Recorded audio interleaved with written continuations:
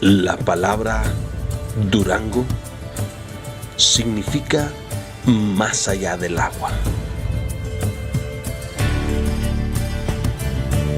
Este nombre fue dado por los conquistadores vascos que decidieron fundar la callada y tranquila ciudad colonial de nuestro Durango.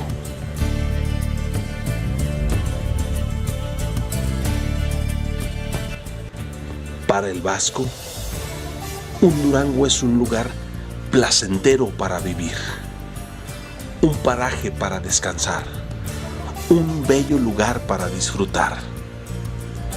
De manera que la palabra Durango hoy en día se utiliza en España como un adjetivo. Así se le puede decir a una linda mujer que fulanita de tal es un duranguito, o esa familia es un duranguito, o busquemos un duranguito para descansar. Al parecer, ese fue el verdadero sentir de Francisco de Ibarra al elegir este lugar para llamarlo Durango, su propio paraíso personal, que con el tiempo lo hicimos nuestro.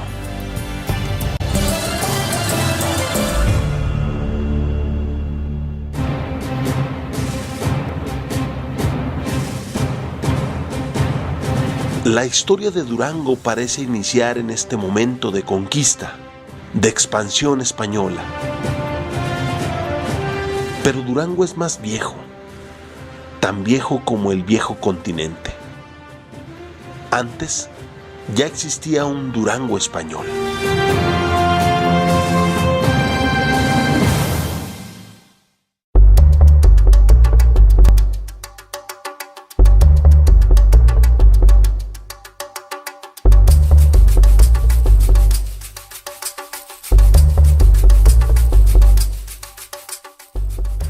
No obstante, Durango es más viejo que la provincia de Vizcaya. Su nombre era Analco, el Durango nativo. En el episodio anterior, conocimos los génesis de nuestro Durango, el Durango ancestro, indígena, prehispánico.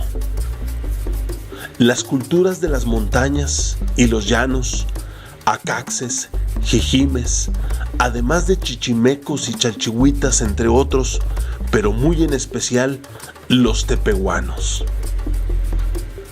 Conocimos los vestigios de los límites de Mesoamérica en las ruinas de la ferrería.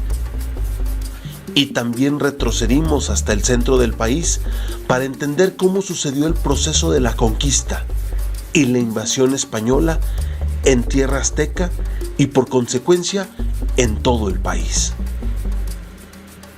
Mediante esa conquista, fue así como poco a poco el español y el vasco llegaron a tierras tepehuanas.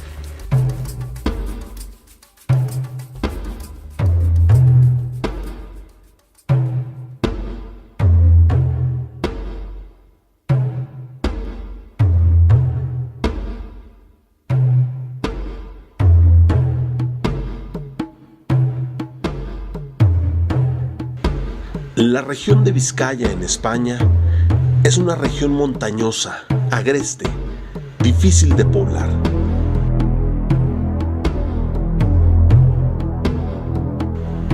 Los vizcaínos aprendieron a dominar su tierra desde muchos años antes. La región norte de España, en particular, la región de Santander, la región de Vizcaya, es una región, los vascos es la zona que no fue conquistada por los musulmanes de entrada, ¿no? O sea, no hay la presencia musulmana ahí en el antecedente histórico directo de la región.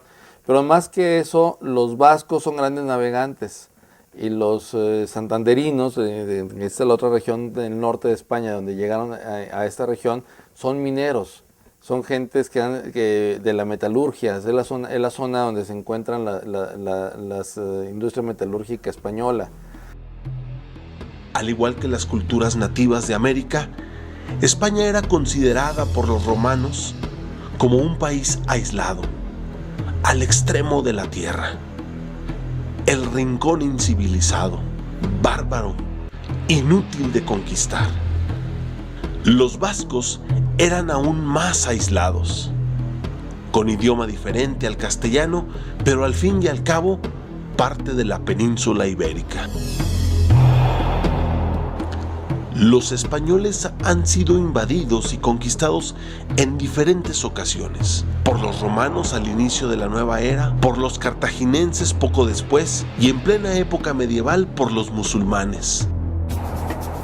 Todas y cada una de estas invasiones fueron acompañadas por grandes crueldades, injusticias, que con el tiempo ha sufrido una mezcla racial y geográfica inevitable. De modo que todo español tiene algo de romano, africano, árabe y galo por su cercanía. Con el tiempo, mientras que el cristianismo se propagaba por toda Europa, adopta la religión católica y se une a la ideología militar de las cruzadas que predominaba en todo el viejo continente. De esa forma se libera de la opresión árabe y se une a la conquista de Tierra Santa. Conquista que resulta un verdadero fracaso, no solo para España, sino para toda Europa.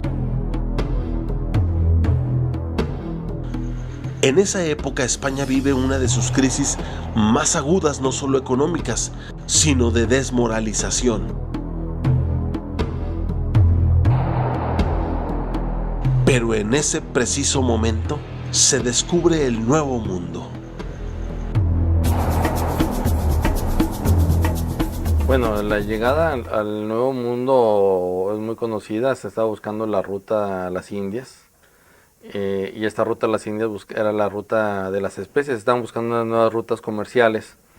Porque, como es sabido, los caminos de Medio Oriente que permitían la comunicación hacia la India, hacia la región del Oriente, del Lejano Oriente, pues estaban interrumpidos. Entonces se buscaron alternativas y empezó una lucha entre las potencias marítimas de entonces, de España y Portugal, por encontrar una ruta más propia y más corta hacia las Indias, hacia la ruta de las especies.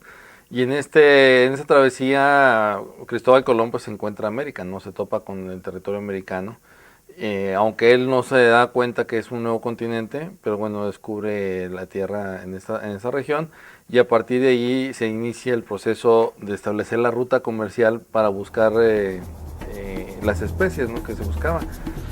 Y con esto resurgen todos aquellos aventureros con hambre de comerse a manotazos el futuro incierto. Fueron estos los que desembarcaron en las costas de Cuba y Tabasco, y muy pronto se diseminaron por todo el nuevo continente. La corona española y su alter ego, el virrey en México, pues tenían la premisa vinculada hacia el desarrollo de ese proceso conquistador y de exploración hacia el norte de México, en la búsqueda justamente de nuevas minas de plata, de oro, pero al mismo tiempo también de continuar con el proceso de evangelización de los naturales que eventualmente iban a encontrar en otros lugares, lo que les permitía necesariamente establecer bastiones para que ese desarrollo hacia el norte se diera. Hacia los años 30 del siglo XVI hay un naufragio famoso de Cabeza de Vaca en Florida, y él logra, junto con otro sobreviviente, hacer un largo recorrido por toda la estepa norteamericana y logra llegar prácticamente hasta Nueva Galicia, es decir, de Florida, Luisiana, Texas, y toda esta gran parte recorre y llega hasta Nueva Galicia. Y empieza a platicar una serie de relatos fantásticos de las ciudades de oro que existían en el norte. Las quimeras de las ciudades de Cibola y Quibire, las grandes ciudades de oro y plata que existían, y que bueno, él las narra como unos hechos muy precisos, muy reales. Y esto propicia el que surjan intereses, nuevos intereses de conquistadores por hacer empresas de conquista para avanzar hacia el norte. Ginés Vázquez de Mercado era uno de ellos. Y muy pronto desde Guadalajara emprendió su búsqueda del Cerro de la Plata al norte de Zacatecas. Su obsesión por tal cerro motivó para encontrarlo. Ginés Vázquez de Mercado, y no del mercado, es importante aclararlo, visita por acá en busca del gran cerro fantástico de plata, ¿verdad?, que conocemos hoy día como Cerro de Mercado. Viene precisamente siguiendo la descripción de su viaje, viene por un camino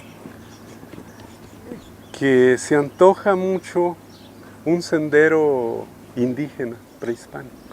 Y bueno, supone que es este Cerro de Plata y sigue avanzando hacia él, y ya en las proximidades se da cuenta de que es una ilusión el cerro, es una montaña de ilusiones el cerro del Mercado, porque finalmente es un cerro de fierro. Y lo que brillaba, el Cerro del Mercado siempre fue famoso por sus cristales de berilio. Tenía una gran cantidad de cristalizaciones de berilio el cerro, ya no las tiene actualmente porque la mina ya se las acabó, pero tiene una gran cantidad de cristalizaciones de berilio, y esto hacía que brillara, así que emitiera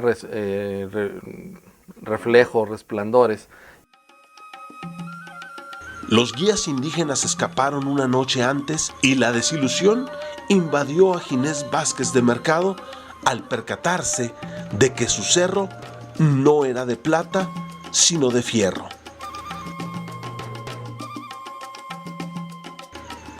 El infortunio lo persiguió, pues a su regreso fue atacado y herido de muerte por nativos de Chalchihuites y murió a su regreso a Guadalajara.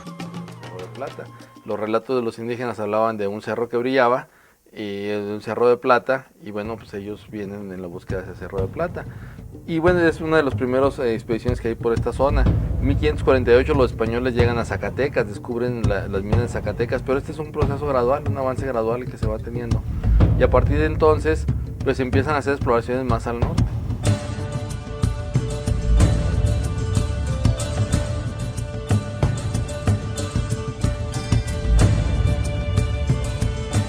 Entonces, resumiendo, la conquista, el poblamiento de Durango y su provincia se da naturalmente derivado de este proceso de expansión de la corona hacia las tierras norteñas. En 1548 inicia el proceso de establecimiento del español en Zacatecas con el descubrimiento de las minas de ese lugar.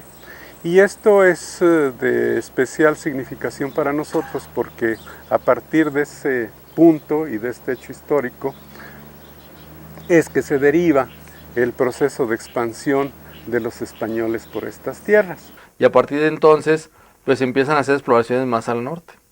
De Zacatecas siguen los grandes descubrimientos del Cerro del Papantón, las minas de San Pantaleón, las minas de toda la región de Sombrerete y las minas de la región de Chalchihuites. Empiezan a descubrirse toda esta serie de minas y estas van propiciando el avance paulatino de los españoles a la región.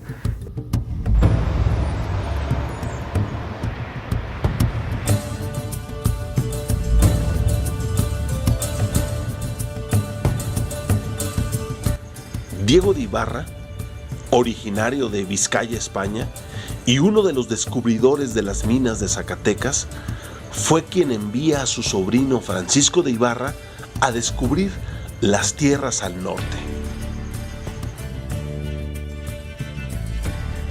Francisco de Ibarra parte de Zacatecas hacia Fresnillo, Sombrerete y San Martín, y al lado de Juan de Tolosa funda estas 3 villas.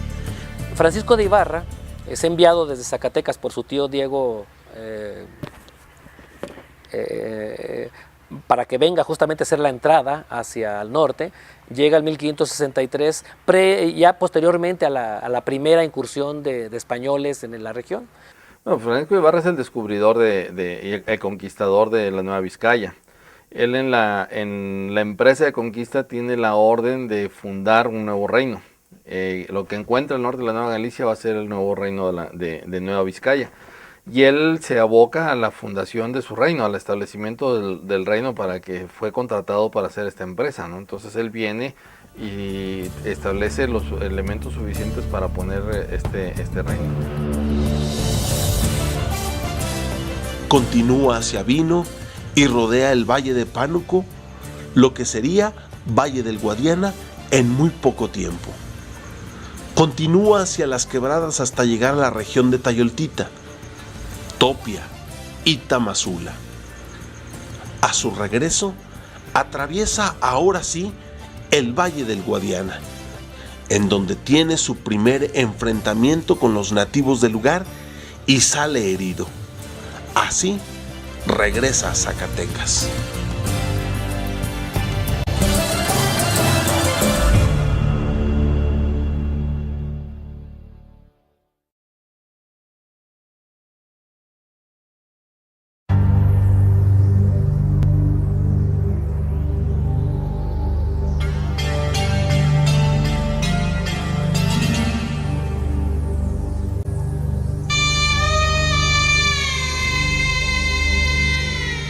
Desde la conquista de la Ciudad de México, la corona se percató de lo difícil que era mantener el control de estas tierras tan lejanas, de modo que nombró a un representante del rey, al cual se le llamó virrey, y gobernaba desde aquí todas las tierras descubiertas y por descubrir.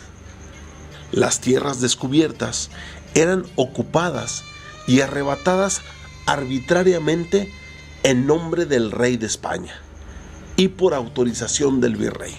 Bajo una lectura y una bandera, el indio pasaba a ser propiedad de la corona con todo y familia, tierras, posesiones y conciencia.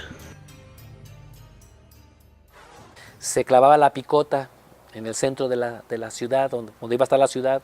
La picota era una estaca grande que tenía dos estandartes, probablemente, pues era el de la corona y el otro era el del papado. Entonces se tomaba posesión en nombre de Dios y del rey de estos territorios que estaban siendo apenas ocupados.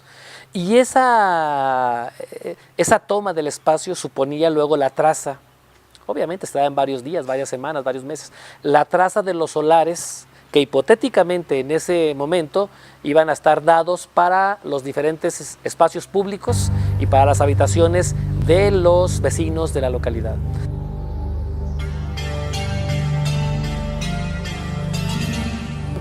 Se dan muy lentamente, son espacios poco poblados, pero naturalmente van poblándose en la medida en que hay mercedes de tierras y aguas. Es decir, para propiciar la población de estos lugares y que los vecinos se asienten allá, entonces se requiere que el rey o el gobernador, por la vía del rey, mercede la tierra y mercede el agua. Es decir, tú te quieres asentar aquí como vecino, tienes que vivir acá con tu familia, te mercedo la tierra para que la trabajes, te doy el agua para que cultives y entonces aprópiate de este espacio, ¿no? El rey y el virrey tenían la autoridad de repartir tierras y convertir a los indios a la nueva religión, además de convertirlos también en esclavos de los españoles, para ser vendidos como mano de obra, a lo cual se le llamó encomienda de indios. Los niños eran separados de sus padres para ser adoctrinados en la nueva fe y no seguir influenciados por los dioses de sus padres. De esta forma se desintegraba la moral del antiguo México. Los misioneros invitaban de manera voluntaria a abandonar la antigua religión y a adoptar el catolicismo como fe única con el acto del bautismo. Entonces los frailes lo que hacían era llegar a evangelizarlos y bautizarlos de manera masiva, porque una vez bautizados eran hijos de Dios, y al ser hijos de Dios entonces ya no podías matarlos. ¿Sí? Pero finalmente se encontraron ahí las formas de hacerlo. Bueno, pues estaban en la misión, eran hijos de Dios, pues estaban fuera de la misión, ¿cómo se ven? Estaban bautizados, no estaban bautizados, entonces bueno, pues se los iban ejecutando, y se los fueron ejecutando, ¿no? Los indios que aceptaban se les trataba con consideración como esclavos, y los que no aceptaban eran apresados y con el tiempo exterminados. Pero los que habitaban o vivían en zonas de que había algún interés económico fueron literalmente masacrados. El caso de los acaxes, de los jejimes, pues estaban en la zona de plata, ¿no? En la zona minera, en Topia, en Tamazula, en Canelas, en esta región donde están las grandes minas, en Otaes. Bueno, pues fueron pues, literalmente masacrados y exterminados.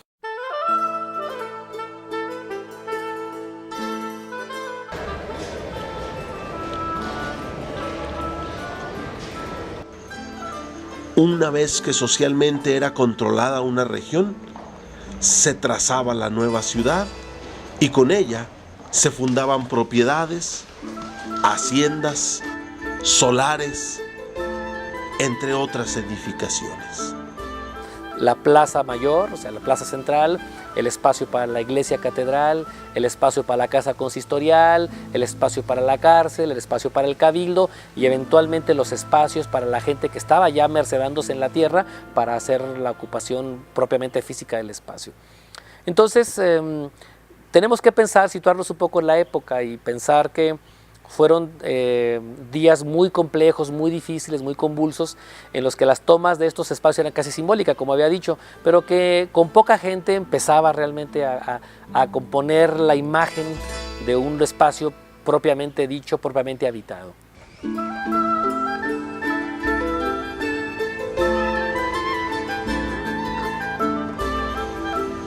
Nombre de Dios y Durango son las primeras villas que se fundan como parte de la Nueva Vizcaya. Entonces, estando él en el Valle de San Juan, manda a uno de sus capitanes, Alonso de Pacheco, para que venga al Valle de Guadiana, donde Ibarra había estado en 1554, y donde había un enorme manantial de agua caliente que permitiría el establecimiento de esta villa y que tuviera la cantidad de agua necesaria para subsistir. Entonces, con esta idea, Alonso de Pacheco viene a Valle de Guadiana, traza el asentamiento, ¿sí? Delimita los primeros solares y establece él mismo una casa. Él es el primer vecino de Durango, él establece su casa. Aquí es el que durante mucho tiempo fue el único vecino. Para la fecha que ya sabemos que es la fundación de Durango y él está preparando la entrada hacia Topia, pues manda a su lugarteniente Alonso de Pacheco para que funde la capital administrativa de Durango, que fue básicamente el asentamiento primero de Guadiana.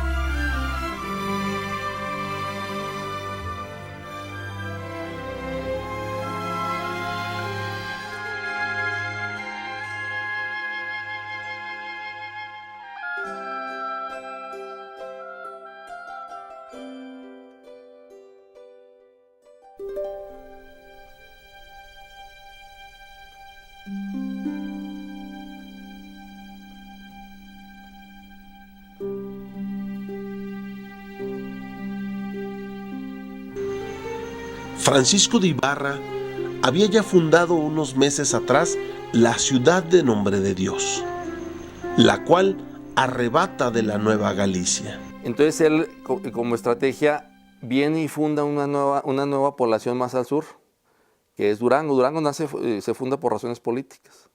O sea, él funda Durango pegado a un lado de la misión de San Juan Bautista de Anarco. Y él argumenta que la misión de Anaco, sí, efectivamente se había fundado desde 1558, pero estaba abandonada en el momento en que él funda Guadiana, que después es Durango, al otro lado del río de Anaco. Funda la ciudad de Durango, y no solo la funda, sino decide que sea la capital. Que nos podría parecer desde el punto de vista estratégico en ese momento, pues una barbaridad, porque ¿cómo funda la capital del nuevo territorio en el límite, en la frontera sur, no? Lo que pasa es que al fundar la capital, Entonces él podía reclamar el derecho de 55 leguas alrededor, no se podía ver ninguna otra población de otro reino. Tenía vamos a decir, un límite de 55 leguas. 55 leguas significaba que el nombre de Dios formaba parte de la nueva Vizcaya. Sucediendo así lo mismo con Chiametla y Culiacán. Las diferencias con la Nueva Galicia ocuparon tanto a Francisco de Ibarra que abandona constantemente la ciudad de Durango para radicar en Chiametla y defender estas tierras de la Nueva Galicia.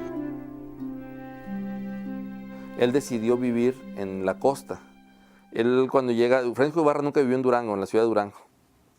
Ibarra se va y nunca prácticamente regresa. Entonces Francisco de Ibarra lo que busca es una salida al mar para fundar una población al sur de San Miguel de Culiacán, para marcar el límite de la nueva Vizcaya y poder reclamar ese territorio que estaba abandonado. Refunda Culiacán, pero funda Chiametla, funda Cozalá, funda estas poblaciones que se encuentran más al sur que le permiten fijar el límite sur de la nueva Galicia. Se da un gran conflicto con el virrey por Culiacán, porque Nueva Galicia reclama Culiacán, que lo había fundado con anticipación, pero finalmente dice, bueno, pues sí lo fundaste, pero estaba abandonado. Y al estar abandonado se le reconoce entonces a Nueva Vizcaya como territorio de Nueva Vizcaya. Como la mayoría de los conquistadores, Francisco de Ibarra muere intempestivamente sin disfrutar de sus logros. La muerte de Francisco de Ibarra significa simplemente la muerte del primer gobernador, el fundador de la gobernación y Capitanía General de la Nueva Vizcaya, pero significa también, tras la muerte de Francisco de Ibarra, la posibilidad del desarrollo y de la continuación de la empresa de conquista. Los nuevos conquistadores se sitúan para vivir en los valles del centro. Sería prácticamente un hombre español, generalmente, acompañado de su mujer, 2 o 3 hijos y 3 o 4 esclavos o sirvientes. Pues entonces hablamos de una cincuentena, no sé, medio centenar de personas. Esto entonces nos habla de cómo ese poblamiento paulatino, lento, pero sistemático al mismo tiempo, da origen a que ese espacio tan abierto, tan simbólico en inicio empieza a tomar forma, con la construcción de espacios habitacionales, las casas de públicas y obviamente los espacios reservados para las iglesias empiezan también a tomar forma.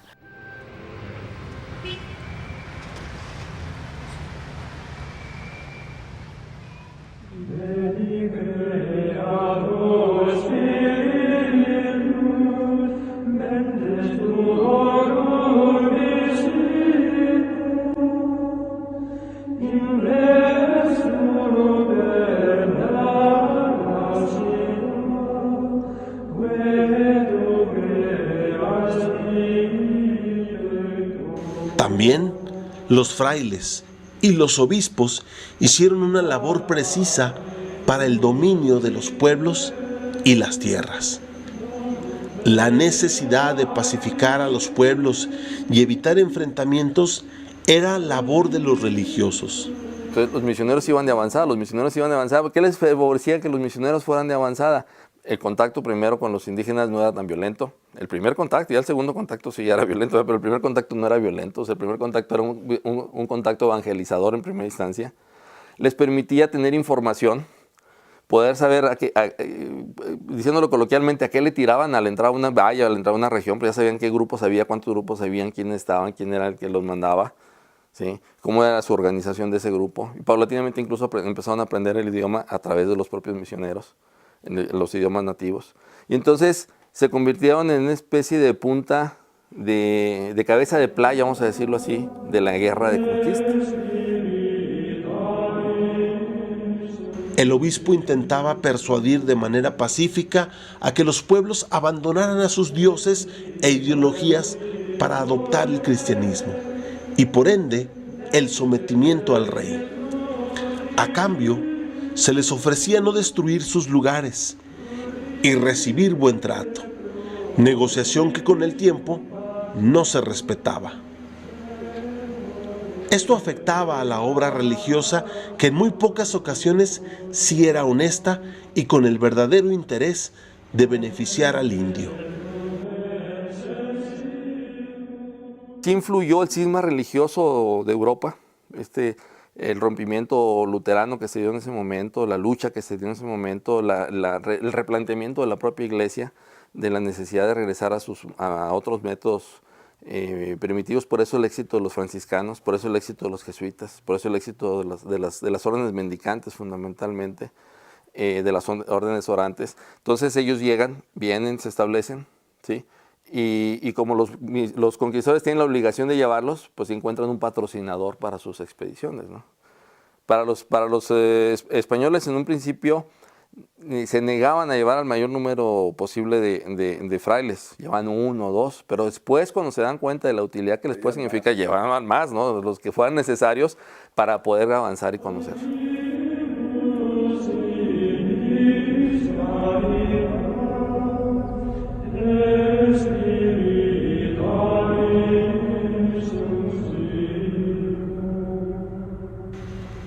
Fueron ellos los que inician la misión de Analco y Tapias, entre otras como las de Nombre de Dios.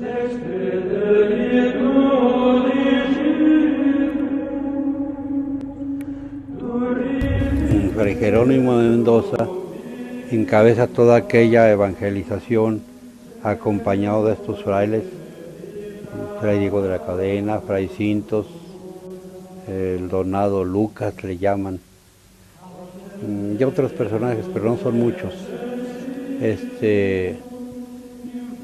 Más bien se convierte en centro político y religioso. Con el tiempo, las órdenes agustinas, dominicas y jesuitas refuerzan más la evangelización de indios, que se limita a bautizar masivamente sin un adoctrinamiento conciso a los nuevos cristianos de México. De forma que al indio se le implementan solo el culto y el dogma, pero carece de la conciencia, el sentimiento y la práctica cristiana, lo cual provoca una mezcla entre ritos católicos y prehispánicos entre los pueblos indígenas, que prevalecen hasta nuestros días y son tolerados por las dos ideologías.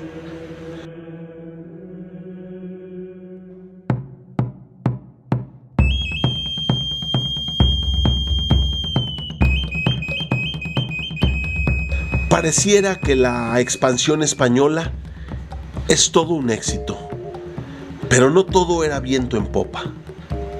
En más de una ocasión, ya habían pasado casi 100 años de la derrota azteca y todavía existían grupos indígenas que causaban grandes estragos a las villas españolas, algunas de ellas a punto de desaparecer por el ataque indio. Los primeros años de la Nueva Vizcaya fueron de muchas dificultades. Los grupos indios que habitaban estos lugares, a diferencia de los del sur, no se dejaron dominar por los españoles tan fácilmente, menos a medida que fueron conociendo el caballo. Entonces hubo una guerra permanente, una serie de guerras permanentes, conocidas en la historia como las guerras indias. Todavía para el año de 1601, los acaxes se apoderaron de Topia y matan a un número significativo de españoles. Y muy pronto los acaxes se apoderan de otras poblaciones. Todas las acciones militares de los españoles de la Nueva Vizcaya eran inútiles. El dominio de los españoles fue bastante precario en muchos lugares. Se dio mucha resistencia a trabajar a los españoles. Hubo una serie de revueltas, de levantamientos de los grupos que se iban conquistando. No es sino Francisco de Urdiñola, el gobernador número 19, quien vuelve a intentar mediar con los acaxes a través de algunas mujeres y niños indígenas que toman como rehén. Y solo así prevalece la paz. No obstante, 7 años después, Francisco de Urdiñola ataca inesperadamente y sin ninguna razón y elimina a acaxes y jijimes de la región por completo. A la mayoría de los grupos indígenas se les exterminó, y el exterminio empezó desde la época de Ibarra. No terminó Ibarra con el exterminio, no podemos señalar que él exterminó a los grupos indígenas, pero el exterminio empezó desde el primer contacto de los españoles. En el año de 1616, casi 100 años después de la conquista, 8 jesuitas, un dominico y un franciscano mueren a manos de insurrectos tepehuanos. Se trataba de una verdadera alianza entre los grupos étnicos que poblaban el norte y el centro de la región. Formaron una gran confederación para expulsar a los españoles de sus tierras y se fueron a refugiar aquí en la región volcánica que le llamamos el Malpaís o Malpais. Y les costó mucho trabajo a los españoles expulsarlos. Zacatecas y San Luis Potosí apoya a la Nueva Vizcaya tras el temor de que los tepehuanos planeaban atacar la capital de Durango. Solo así, para 1618, la mayoría de los líderes tepehuanos habrían de ser eliminados. Los tepehuanos aceptan vivir en las regiones del Mezquital y para 1621, 100 años después de la conquista de México, se consolida verdaderamente la Nueva Vizcaya e inicia propiamente la época colonial.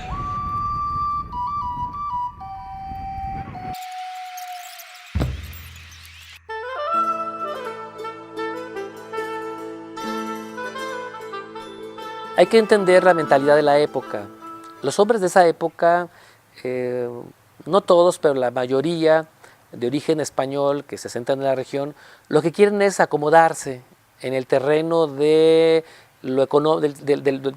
esa estructura estamental colonial que era terrible, entonces que estaba determinada por una parte por las posesiones, pero también estaba determinada por el color de la piel y ese tipo de cosas. Entonces ellos, queriendo ubicarse, lo que hacen es buscar las mejores condiciones para asentarse definitivamente.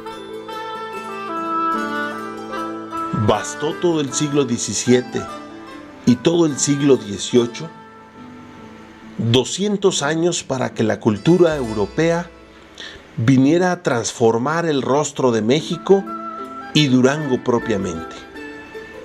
Ahora la sociedad del Nuevo Mundo había tomado un rostro europeo, un rostro español, con sus formas, con sus ciudades, su lengua especialmente y su educación religiosa.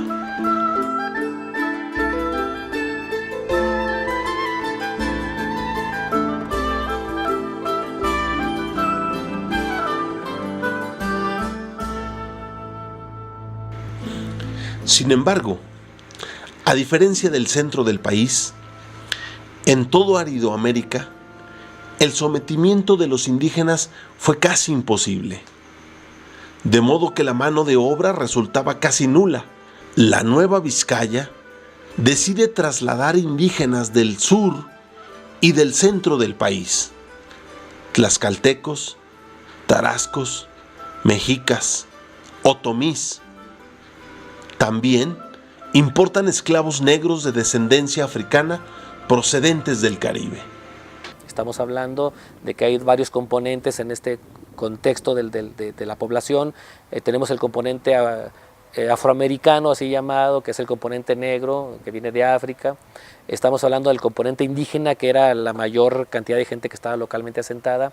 Y a partir de esos tres grupos, el español o el europeo propiamente dicho, y estos dos que cité, se da una mezcla de sangre importante en la región. Entonces, todos los que estamos aquí ahora, pues somos prácticamente mestizos de español, mestizos, no voy diciéndolo desde el punto de vista mayoritario, sino quizás minoritario,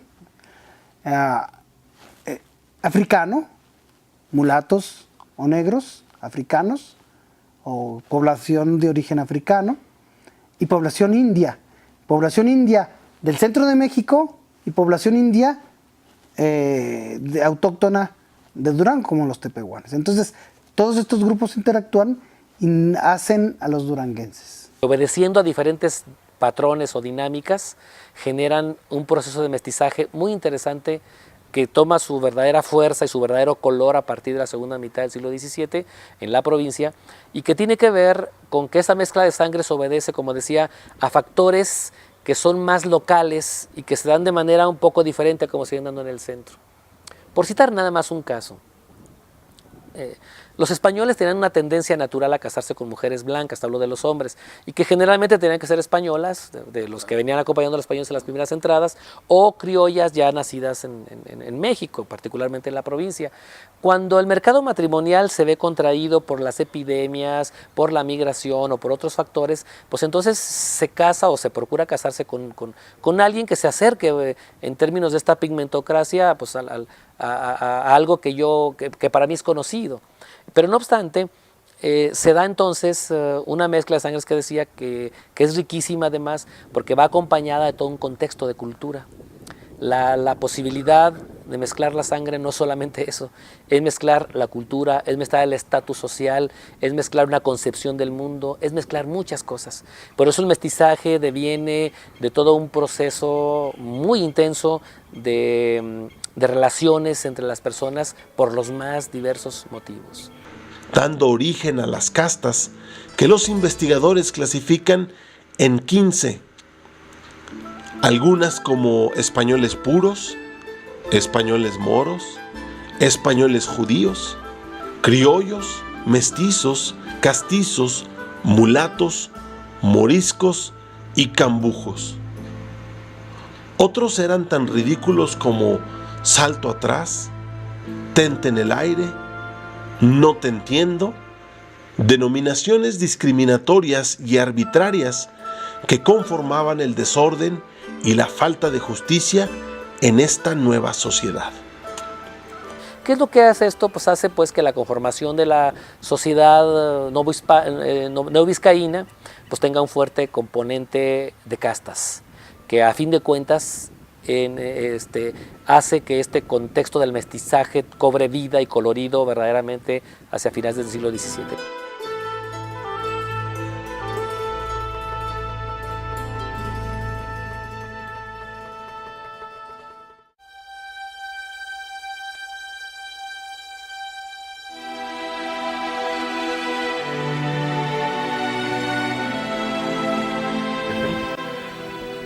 Durante todo el siglo XVII la ciudad fue una ciudad muy pequeña, se agudizó todavía su crecimiento cuando el gobernador, con el descubrimiento de Parral y luego después con el descubrimiento de Santa Eulalia y de San Felipe del Real, que ahora es Chihuahua, trasladan el gobierno del estado de la provincia a Parral y luego después a Chihuahua.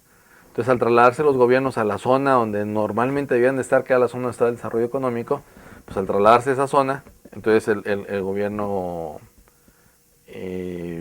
pues ya no tiene la oportunidad de crecer la ciudad. Cuando se descubría una mina en la Nueva España, acudían un gran número de personas atraídas por la posibilidad de enriquecimiento fácil y rápido o simplemente en busca de trabajo. De esta manera, en Durango, como en todo México, aparecen centros de población llamados reales de minas.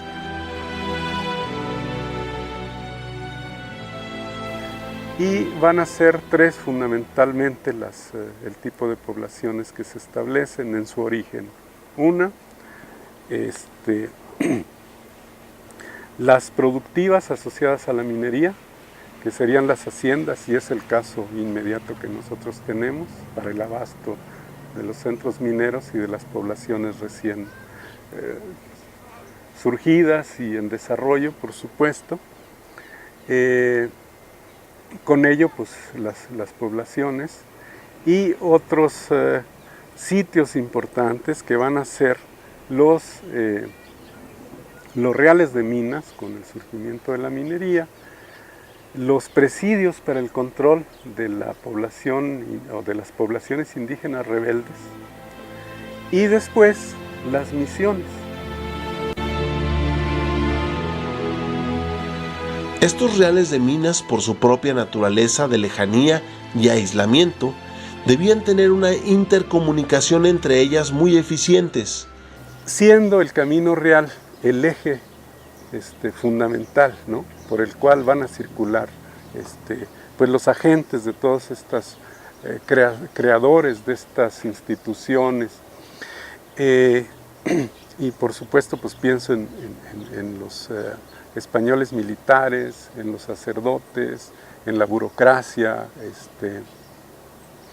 que era indispensable para el manejo de los asuntos públicos y de los asuntos privados. En fin, esta es la importancia del camino real, y se va alargando conforme ocurre el avance español.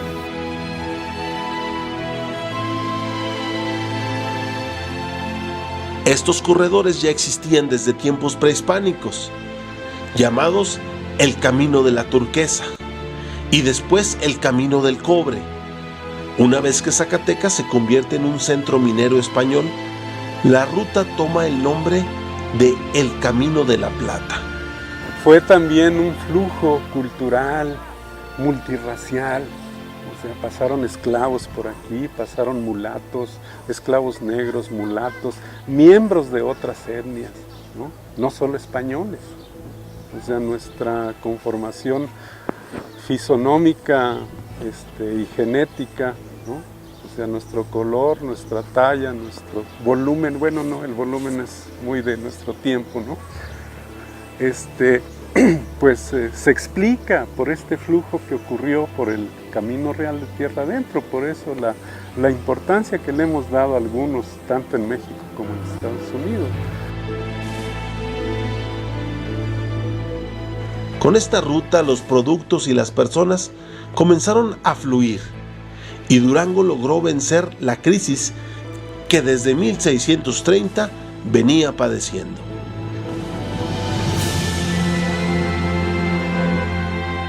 Y prácticamente durante todo el siglo XVII así fue Durango. Al inicio del siglo XVIII, hacia las primeras décadas del siglo XVIII, finalmente regresan los gobernadores aquí, tras un largo litigio entre la iglesia y el Estado, y que el rey finalmente falla, que el gobernador debe regresar a vivir donde reside el obispo, y bueno, obligan al gobernador a regresar para acá. Estamos hablando de las primeras décadas del siglo XVIII, y la ciudad no sigue sin crecer. No es una ciudad que para entonces tendría unos 7-8 mil habitantes, ¿no? Más o menos como Nombre de Dios, aproximadamente de ese tamaño.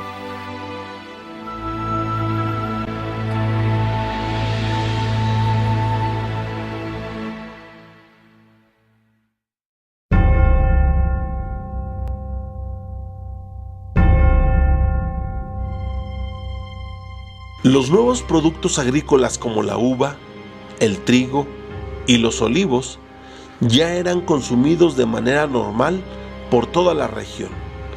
Además que los indígenas seguían comercializando sus productos nativos, como los nopales, el maíz, el frijol. Unos y otros cultivos eran consumidos por españoles e indígenas. El indígena pronto se hizo hábil jinete y vaquero, lo que provocó un auge en la ganadería. Esto, combinado con la minería, ayudó para que ya en el siglo XVIII la ciudad de Durango y la Nueva Vizcaya se consolidara como una gran metrópoli colonial. No obstante que en el siglo XVI y seguramente toda la primera mitad del XVII, la conquista, o sea, la apertura, la búsqueda de nuevos territorios para asentarse en el norte es una empresa privada. Cambian estas condiciones hacia finales del XVII, cambian en el XVIII y cambian totalmente hacia finales del XVIII con el proceso de reformas borbónicas, que permite bajo contextos diferentes apropiarse, redefinir el espacio de una manera completamente diferente. Y bueno, esa sigue siendo la ciudad, y después cuando viene la reforma borbónica en 1767, que se libera el comercio, que se liberan algunas actividades fundamentalmente de carácter de la explotación minera, y se facilitan algunas otras acciones para la libre empresa de los comerciantes, sobre todo con los comerciantes locales, pues la ciudad tiene un auge muy importante a fines del siglo XVIII. Los testimonios más palpables e impresionantes de la época virreinal de México lo muestran sus edificios que hablan de la influencia artística europea de la época. Casos excepcionales son la Casa del Conde de Suchil, que es una de las grandes mansiones de México, no solo de Durango, y la Casa de Zambrano, de Juan José Zambrano, que es otra de las grandes mansiones de México. Pero son casos excepcionales. En lo general, las casas son de una factura relativamente más modesta, sobre todo las del siglo XVII, las del siglo XVIII, de la primera mitad del siglo XVIII, y es hasta la época borbónica, te menciono, a fines del siglo XVIII, cuando realmente empiezan a ver estas casas palaciegas importantes, estas casas grandes, estas casas con estos frontones, pero es un periodo muy pequeño que se da de esta arquitectura. La iglesia se había convertido a través de sus órdenes religiosas en el principal promotor de la edificación de grandes templos y hospitales.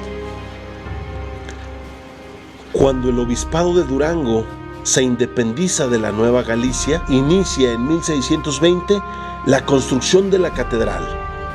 Después de grandes desventuras, entre ellas incendios y derrumbes, el 3 de marzo de 1630, la villa de Durango es elevada con el título de ciudad y se le otorga su escudo de armas con una gran similitud al de Vizcaya en España.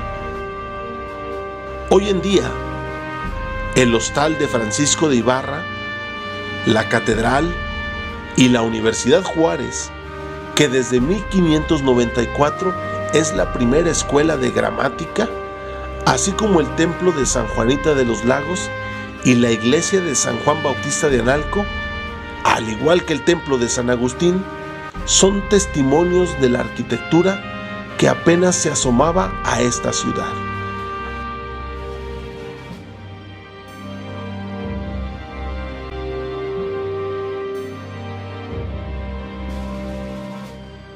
Bueno, pues lo más sencillo son los hospitales, ¿sí? Porque la gente no guardaba memoria, no tenía memoria de sus enfermedades, nadie tenía la obligación de saber medicina, seguía la tradición oral nada más.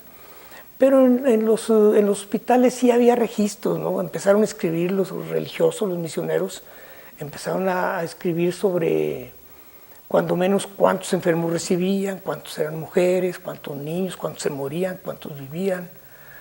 Y los servicios que daban los primeros misioneros que vinieron a Durango eran de la orden de los juaninos. Llegaron en 1620 y ellos establecieron un hospitalito. Ahora, un hospital, pues imagínate, es un cuarto de adobes con techo de lodo, ¿sí? Y tenían unas tarimas con costales de zacate, bueno, y ahí ponían los enfermos. Lo que hacían era bañarlos, darles de comer, acostarlos y pues darles cuestión religiosa, ¿verdad?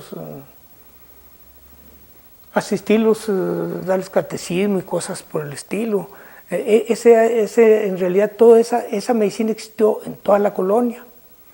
Los religiosos contaban 4 o 5 padecimientos en sus hospitales. Ellos reconocían, los religiosos reconocían 5 padecimientos claves, que creían que eran todos los que había sobre la tierra, que eran la fiebre, que no era un padecimiento, era un síntoma, la diarrea, las enfermedades venéreas, que fueron muy abundantes durante la colonia por la promiscuidad entre españoles y indígenas, y los españoles, pues tú sabes que pensamos que fueron los que trajeron las enfermedades venéreas, aunque ahí eso se discute. Otra enfermedad, las enfermedades respiratorias y las enfermedades comunes, era todo lo que se manejó de 1620 a 1830 y tantos, 1833, 1840. Se funda el Hospital de la Santa Veracruz, al cual por muchos años se le conoció como Hospital de los Pobres. Este se encontraba en lo que hoy son las calles de Pino Suárez, Vaca Ortiz, Juárez y Victoria. Hoy escuelas primarias, Templo de San Juan de Dios y las instalaciones de la Orden Masónica de Durango.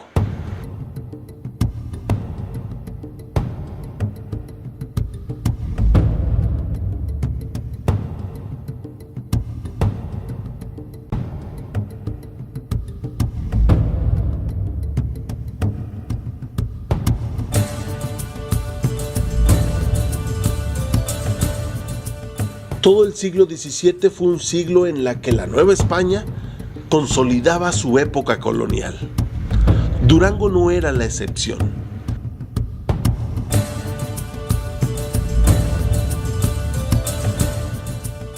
El Camino Real había contribuido notablemente al comercio de la región.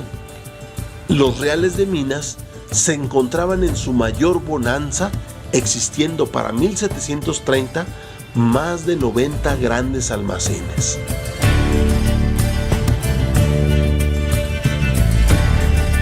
Sin embargo, todo este progreso, bonanza y desarrollo era solo la mitad de la historia. Todo esto era gracias a la opresión y la esclavitud que aún se ejercían en las castas menores. La discriminación y las injusticias eran cada día peor en la mayoría de la población. Solo una minoría pudiente era beneficiada con este auge colonial. La hermosura del pasado colonial que vemos en nuestros edificios de hoy en día son un reflejo de la sangre derramada de muertes injustas, de indios oprimidos y de gran desolación moral y espiritual del verdadero pueblo mexicano.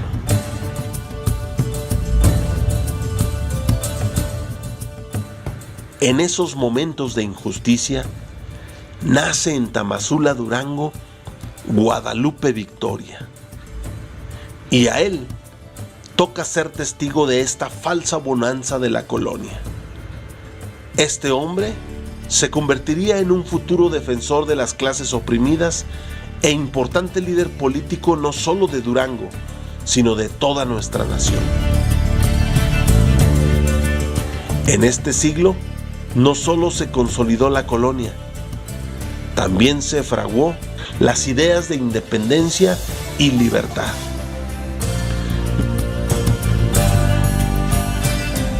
Los abusos y las injusticias comenzaban a incubar el germen de la rebelión. Los días de la colonia estaban contados.